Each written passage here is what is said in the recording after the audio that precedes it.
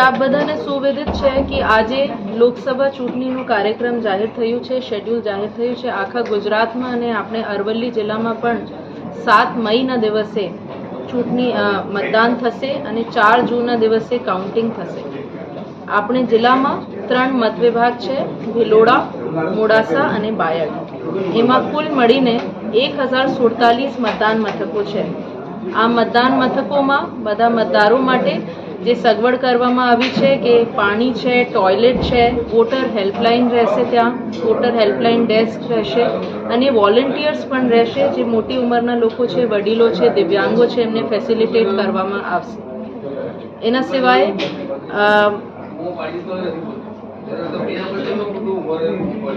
બધી સગવડો કરવામાં આવી છે અને હું બધા અરવલ્લીના મતદારોથી અપીલ કરું છું કે આપ મોટી સંખ્યામાં મતદાન મથકો પર આવીને પોતાને મતાધિકારના પ્રયોગ કરો।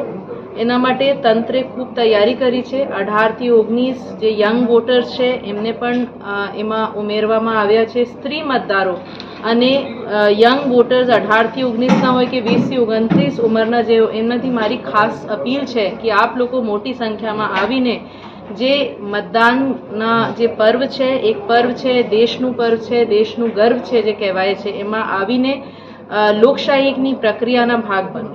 એના સિવાય ખાસ જે મોટી ઉંમરના લોકો છે, 85 વર્ષની ઉપરના લોકો છે અને દિવ્યાંગો જે છે, જે 40% વધારે દિવ્યાંગતા ધરાવતા હોય એવા મતદારો માટે, ભાઈ બહેનો માટે હોમ વોટિંગની પણ સગવડ ઉપલબ્ધ છે।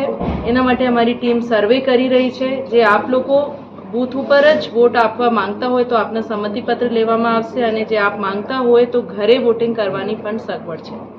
હું ફરીથી આપ લોકોને અપીલ કરું છું કે મોટી સંખ્યામાં અને અરવલ્લી જિલ્લાની જે વોટિંગ પ્રતિશત છે, ટકાવારી છે, ખૂબ ઊંચી થાય અને આપણે ત્યાં નિષ્પક્ષ રૂપથી ઇલેક્શન થાય એના માટે આખા વહીવટી તંત્ર સજ્જ છે।